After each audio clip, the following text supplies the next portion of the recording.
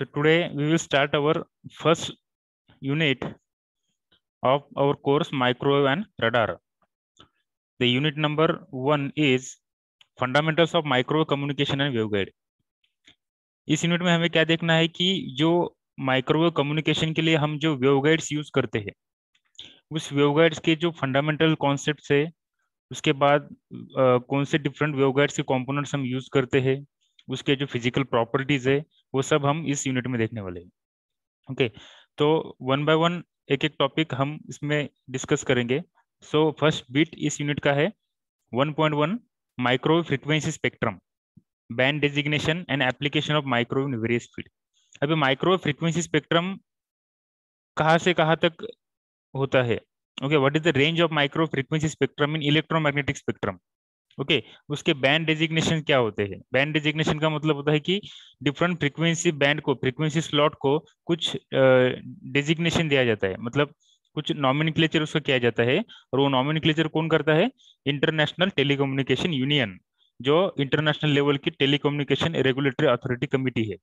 ठीक है, उसके बाद applications of microwave in various field, microwave के डिफरेंट फील्ड में क्या क्या एप्लीकेशंस है ये भी हम इसमें देखेंगे। ठीक है, उसके बाद है comparison of waveguide with transmission line. Waveguide का ट्रांसमिशन लाइन से कंपैरिजन हम देखेंगे। ट्रांसमिशन लाइन मतलब जो जहाँ जिसमें से इलेक्ट्रिक सिग्नल ट्रांसमिट होता है, ठीक है, वो ट्रांसमिशन लाइन हम देखेंगे।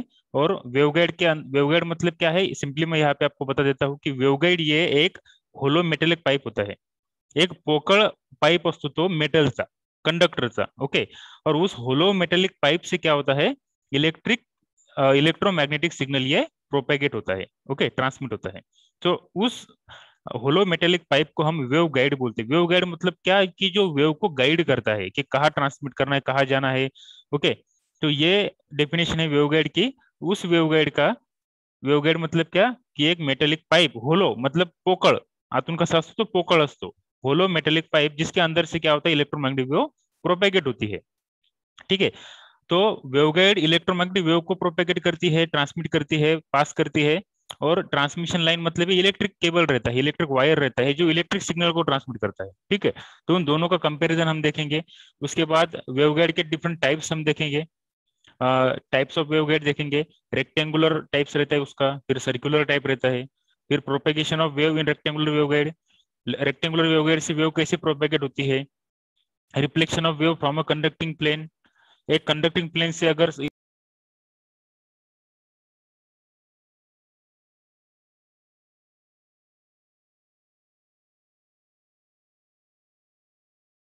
इलेक्ट्रोमैग्नेटिक वेव सपोज हमने प्रोपेगेट किया, तो वो इलेक्ट्रोमैग्नेटिक वेव जब कंडक्टिंग प्लेन पे इंसिडेंट होगी तो उस वेव का रिफ्लेक्शन कैसे होता है वो हम देखेंगे। कि कंडक्टिंग प्लेन पे अगर हमने वेव इंसर्ट किया, इंसिडेंट किया, तो उसका रिफ्लेक्शन कैसे होता है वो भी हम इसमें डिस्कस करेंगे।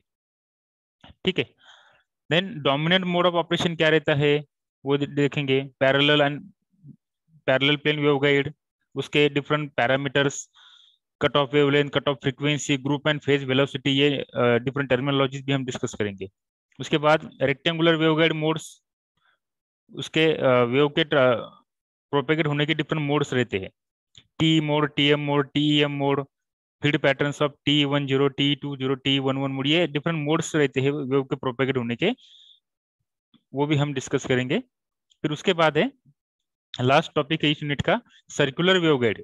जैसे रेक्टेंगुलर वेवगाइड रहता है जिसका शेप रेक्टेंगुलर रहता है, वैसे सर्कुलर वेवगाइड होती है जिसका शेप सर्कुलर होता है। Advantages, disadvantages and applications of circular waveguide हम डिस्कस करेंगे।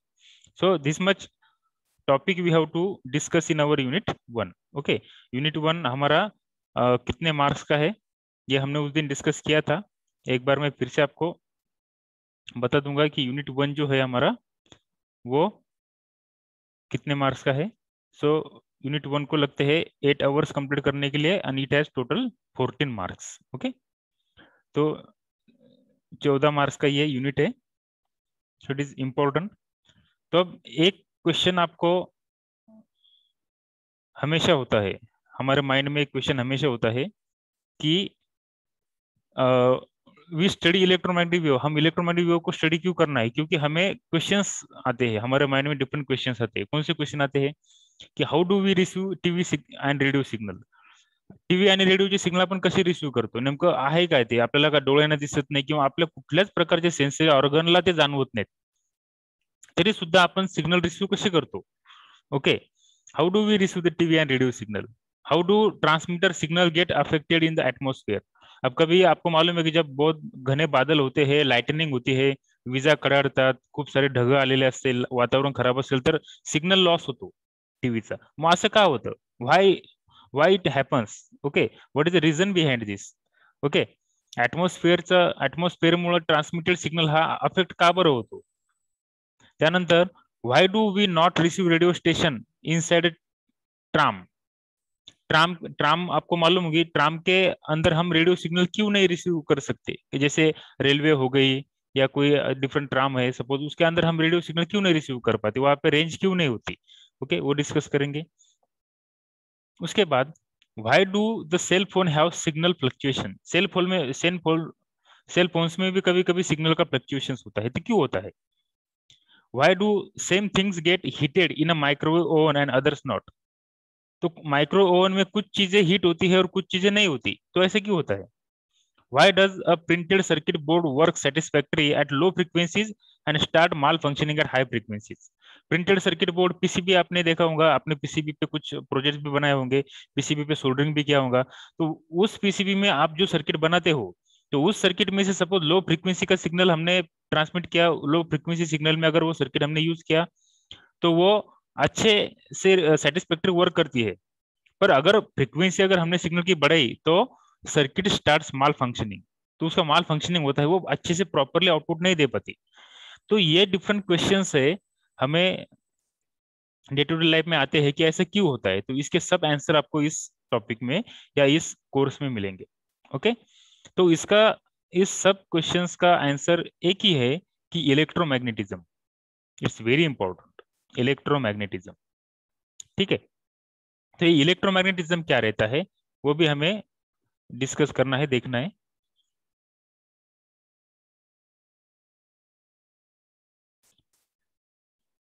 So what is electromagnetism. It is the relationship between electricity and magnetic. देखो जहां जहां इलेक्ट्रिक सिग्नल होता है वहां वहां मैग्नेटिक सिग्नल होता है. फैराडे का लॉ आपको मालूम होगी कि where there is electric signal the magnetic field is associated with that. Okay, so all electric and electronic devices works on the electromagnetism around us. तो हम जहां भी इलेक्ट्रिकल सिग्नल देखते हैं तो इलेक्ट्रिकल सिग्नल जहां भी है उसके अराउंड मैग्नेटिक फील्ड होता ही है, फैराडे के लॉ के अकॉर्डिंगली. ओके, तो electromagnetic magnetism is govern by 4 Maxwell's equation. वो मैक्सवेल्स इक्वेशन अभी आपको ये सिलेबस में नहीं है. तो मैक्सवेल नाम के एक साइंटिस्ट थे, उन्होंने एक इक्वेशंस डिस्कवर किए हैं. उस इक्वेशंस का यूज करके हम इलेक्ट्रोमैग्नेटिज्म को स्टडी कर सकते हैं. Maxwell's equations are nothing but the derivations of physical laws like Gauss law, Ampere law, Faraday's law, law of electromagnetic induction. ये आप ज्यादा उसका you don't take it more complicated because this Gauss law, Ampere law, Faraday's law ये हमें syllabus में नहीं है. Okay, सिर्फ ये आपके अंडरस्टैंडिंग के लिए दिया है. ठीक है, electromagnetic divided into 2 forms as follows: static electromagnetic and time varying electromagnetic. Electromagnetic field ये स्टैटिक भी हो सकती है या टाइम वेरिंग भी हो सकती है. ठीक है, स्टैटिक मतलब it is steady and time varying मतलब जो टाइम के अकॉर्डिंगली क्या होती है, वेरी होती है. ओके, तो electromagnetic wave is a wave phenomena which consists of a time varying electric and magnetic field. In electromagnetic wave, electric field and magnetic fields are mutually perpendicular to each other and to the direction of propagation of the wave. Principle of electronic communication में हमने electromagnetic spectrum देखा था. Okay, electromagnetic spectrum हमने discuss किया था. तो उस electromagnetic spectrum में आपको मालूम है कि जो इलेक्ट्रिक फील्ड रहती है और मैग्नेटिक फील्ड रहती है वो एक दूसरे को क्या होती है, परपेंडिकुलर. ओके, इलेक्ट्रोमैग्नेटिक वेव अगर हम आप गूगल करके देख सकते हैं तो उसका नेचर आपको यहाँ पे पता चलेगा.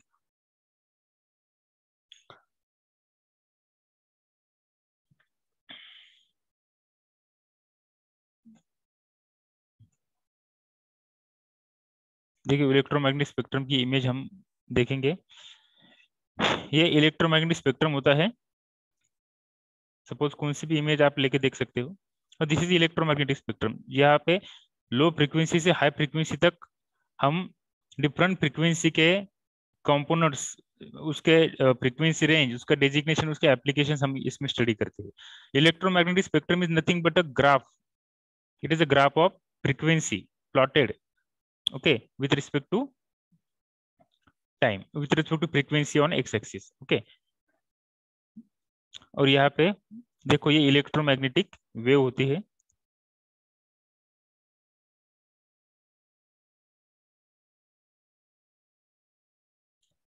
This is the electromagnetic wave. इसमें ये आपको दिख रहे हैं, ये जो ब्राउन कलर है ये हमारी सपोज इलेक्ट्रिक फील्ड, और जो ब्लू कलर में आपको दिख रही है हमारी सपोज मैग्नेटिक फील्ड, ओके। तो इलेक्ट्रिक फील्ड और मैग्नेटिक फील्ड ये एक दूसरे को क्या होती है, परपेंडिकुलर होती है। परपेंडिकुलर मतलब उन दोनों में 90 डिग्री का एंगल होता है, ठीक है। They are mutually perpendicular to each other. तो इलेक्ट्रिक फील्ड अगर ऊपर है तो मैग्नेटिक फील्ड उसको परपेंडिकुलर होती है, पैरेलल, ओके, परपेंडिकुलर होती है parallel to the earth surface, okay. और ये perpendicular to the earth surface. और जिस डायरेक्शन में वेव ट्रैवल कर रही है वो direction of propagation of the wave जो होता है वो उन दोनों को परपेंडिकुलर होता है, ओके।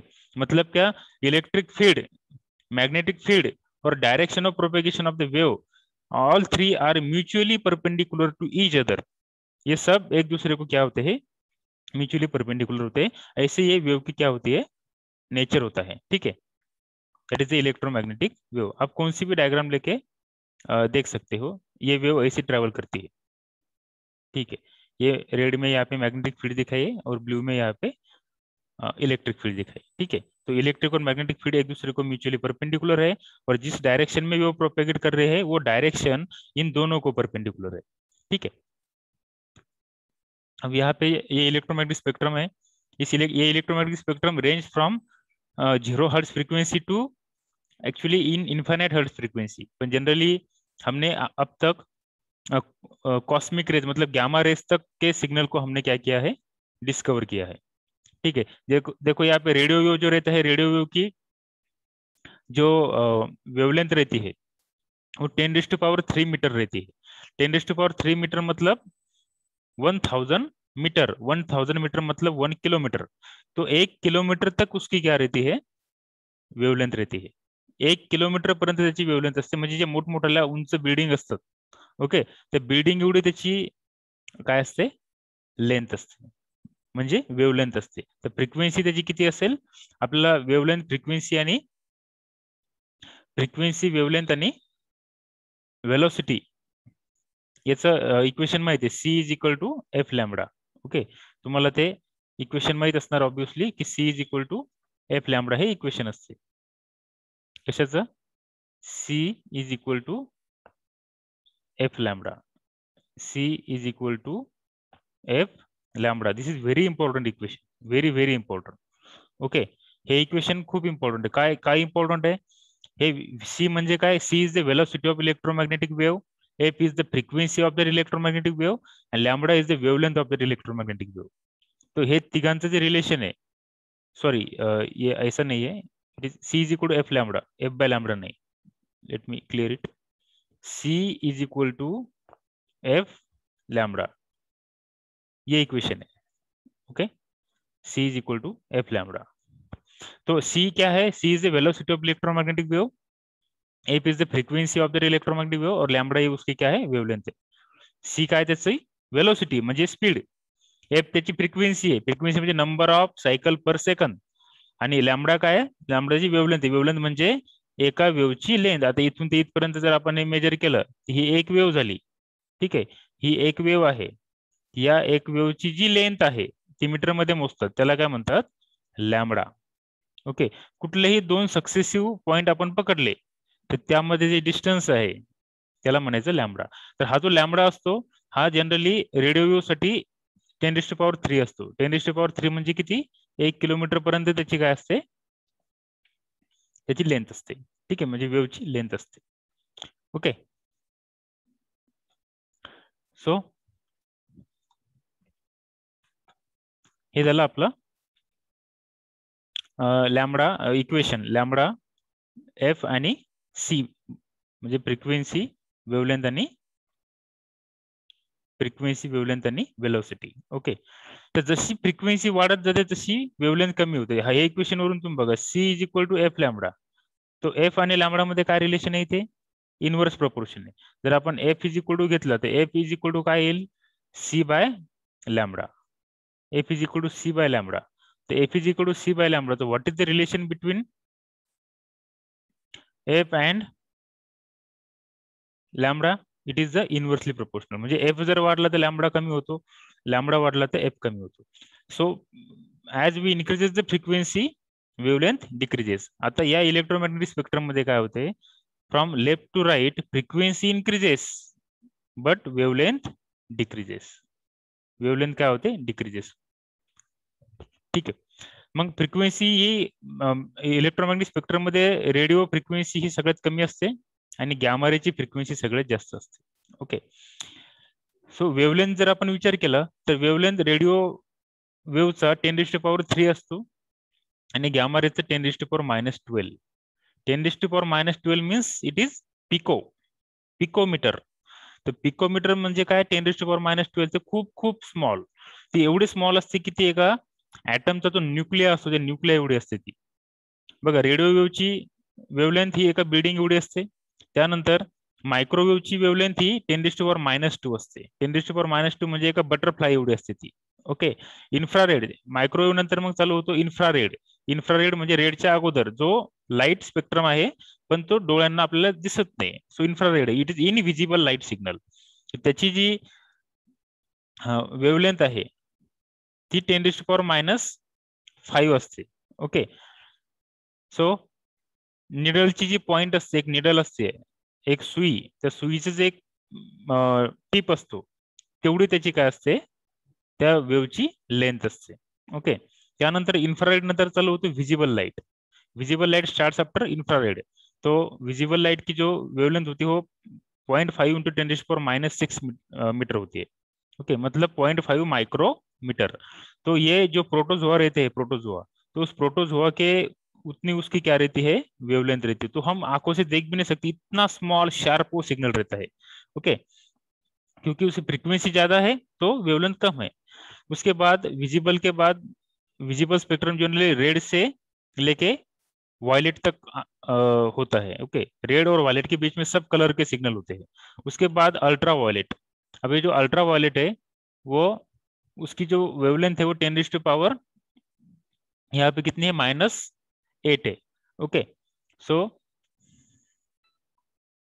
ये जो मॉलिक्यूल है उस मॉलिक्यूल के इतने उसकी क्या है. ओके, सो जो हम देख रहे थे कि अल्ट्रावायलेट, उसके अल्ट्रावायलेट में जो मॉलिक्यूल रहते हैं उस मॉलिक्यूल जो रहता है, मॉलिक्यूल का जो साइज रहता है उसके साइज के इक्वल उसका वेवलेंथ रहता है. उसके बाद फिर से अगर सपोज हम आगे गए, फ्रीक्वेंसी अगर बढ़ गई मतलब वेवलेंथ और कम हो गई, तो 10⁻⁻10 मीटर इतनी एक्सरे की ये रहती है वेवलेंथ. ओके, तो एक्सरे की वेवलेंथ 10⁻⁻10 मीटर रहती है और वो एटम के इक्वल रहती है. एक एटम की जितनी साइज रहती है उसकी वो वेवलेंथ की साइज रहती है. उसके बाद फिर से अगर फ्रीक्वेंसी बढ़ गई तो उसको गैमा रे बोलते हैं. और गैमा रे की जो फ्रीक्वेंसी वेवलेंथ है वो 10⁻⁻12 मीटर है, मतलब पिकोमीटर. तो वो ये वेवलेंथ को उसकी फ्रीक्वेंसी इतनी ज्यादा रहती है, एक्सट्रीम रहती है. और ये जो 10⁻⁻12 है उसकी वेवलेंथ वो एक एटॉमिक न्यूक्लिया जो रहता है, मतलब एटम में भी एक जो न्यूक्लियस रहता है उसकी जो साइज रहती है उस साइज की इतना उसकी क्या रहती है, वेवलेंथ रहती है. तो जितनी फ्रीक्वेंसी बढ़ती जाती है वेवलेंथ उतनी कम होती जाती है. Okay, so this is the electromagnetic spectrum. तो ये इलेक्ट्रोमैग्नेटिक स्पेक्ट्रम में क्या होता है, जो हमें अभी इस कोर्स में जो पढ़ना है वो है माइक्रोवेव रीजन. तो माइक्रोवेव रीजन में जो गीगाहर्ट्ज में फ्रीक्वेंसी होती है, जनरली ये 0.5 गीगाहर्ट्ज से लेके 300 गीगाहर्ट्ज तक एक्सटेंड होता है. कितनी फ्रीक्वेंसी होती है माइक्रोवेव में, 300.5 गीगाहर्ट्ज मतलब 500 मेगाहर्ट्ज से लेके 0.5 गीगाहर्ट्ज. ओके, 0.5 गीगाहर्ट्ज से लेके 300 गीगाहर्ट्ज तक एक्सटेंड होता है।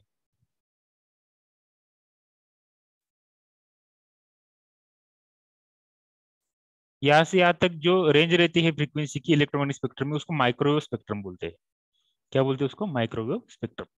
यहाँ पे आप देख सकते हैं फ्रीक्वेंसी हर्ज में रेडियो फ्रीक्वेंसी होती है 10⁴ हर्ज।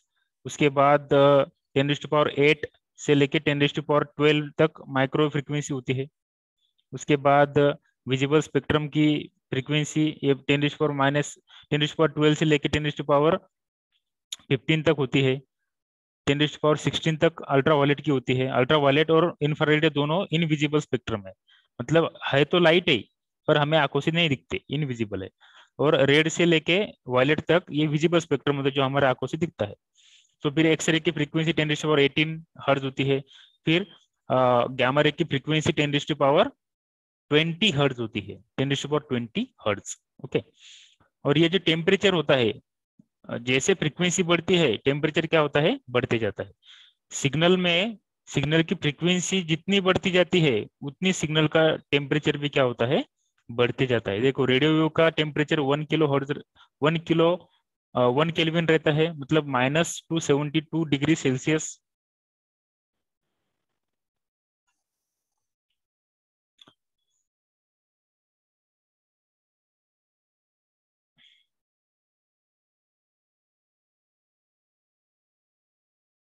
तो ये जो इलेक्ट्रोमैग्नेटिक स्पेक्ट्रम रहता है हमारा,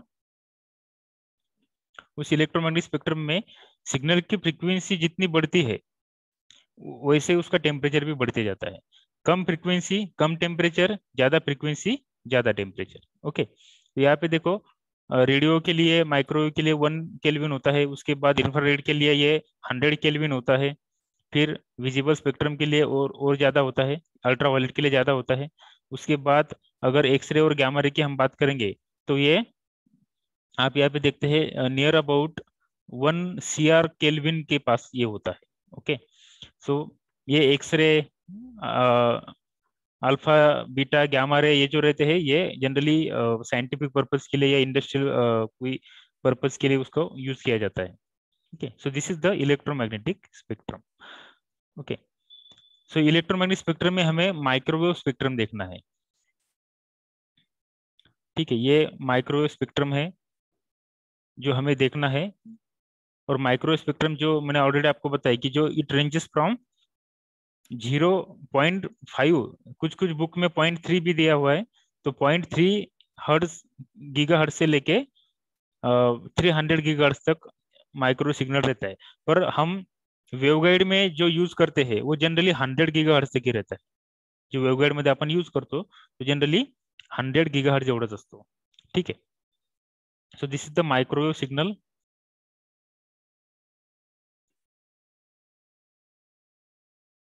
ये माइक्रो स्पेक्ट्रम है। इसमें क्या क्या है उल्टा दिखाया हुआ है कि wavelength increases from right to left and frequency, actually wavelength यहाँ पे ये गलत दिया है एरो। यहाँ पे क्या दिया है कि frequency increases from right to left and wavelength increases from left to right. तो ये यहाँ पे विजिबल स्पेक्ट्रम होता है 0.3 माइक्रोमीटर से 0.7 माइक्रोमीटर तक। और फ्रीक्वेंसी जो मैंने ऑलरेडी आपको बताया कि 0.3 गीगाहर्ट्ज से लेके 0.3 गीगाहर्ट्ज से लेके ये कहाँ तक होती है? ये 100 गीगाहर्ट्ज तक, जो हम किसके लिए यूज करते हैं? 100 गीगाहर्ट्ज हम 0.3 गीगाहर्ट्ज से लेके 100 गीगाहर्ट्ज तक हम यूज करते हैं for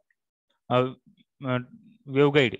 okay, waveguide application. Waveguide के अंदर से जो माइक्रो सिग्नल ट्रांसमिट होता है वो जनरली 0.3 गीगाहर्ट्ज से लेके 100 गीगाहर्ट्ज तक हम यूज करते हैं। पर एक्चुअली माइक्रो सिग्नल की फ्रीक्वेंसी है 0.3 गीगाहर्ट्ज से लेके 300 गीगाहर्ट्ज तक एक्सटेंड होती है। ओके। उसके बाद फिर माइक्रोवेव के बाद फिर मिलीमीटर वेव रहते हैं। मिलीमीटर वेव के बाद फिर इंफ्रारेड, उसके बाद फिर विजिबल स्पेक्ट्रम, उसके बाद अल्ट्रावायलेट, फिर एक्सरेज और फिर gamma rays. Okay. So here we have to focus on microwave signal only, micro portion only. Okay. सो यहाँ पे माइक्रोवेव स्पेक्ट्रम दिया हुआ है, इलेक्ट्रोमैग्नेटिक स्पेक्ट्रम, माइक्रो स्पेक्ट्रम, जो उसके डिफरेंट एप्लीकेशंस है। एप्लीकेशंस भी हम यहाँ पे डिस्कस करेंगे। इंटरनेशनल टेलीकम्युनिकेशन यूनियन, जो टेलीकम्युनिकेशन रेगुलेटरी अथॉरिटी होती है, वो उन्होंने क्या किया है कि हर फ्रीक्वेंसी रेंज को एक डेजिग्नेशन दिया है।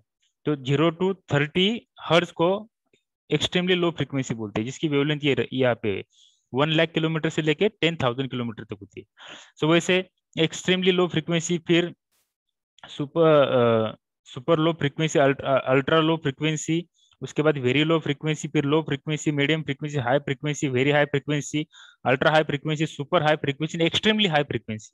तो ये ऐसे ये उसको नॉमेनक्लेचर दिए। उसका एब्रिवेशन है ELF, SLF, ULF, VLF, LF, MF, HF, VHF, UHF, SHF and EHF। Okay, उसके ये डिफरेंट फ्रीक्वेंसी रेंजेस है और ये उसका वेवलेंथ है। ठीक है, तो ये बैंड डिजिग्नेशन है। प्रीफिक्स हम यूज करते हैं एक्सा, मतलब क्या, 10⁻18 को हम एक्सा बोलते हैं, 10⁻15 को पेटा बोलते हैं, और 10⁻12 को टेरा बोलते हैं। वो इसके सिंबल है EP और T। ठीक है, और ये प्रीफिक्स गीगा को 10⁻9 मतलब गीगा, 10⁻6 मतलब मेगा, 10⁻3 मतलब किलो, 10⁻3 मतलब मिली, 10⁻6 मतलब माइक्रो, 10⁻9 मतलब नैनो, 10⁻12 मतलब पिको, 10⁻15 मतलब फेमटो, और 10⁻18 मतलब एटो। ओके, ये बैंड डेजिग्नेशन के एब्रिवेशंस। ओके, उसके यूजेस भी है यहाँ पे दिए हुए।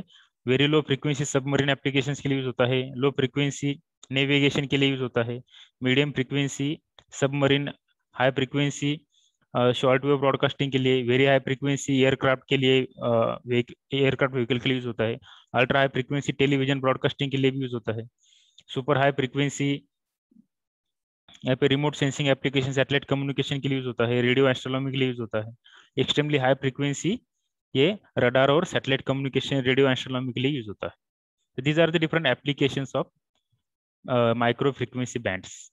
ओके,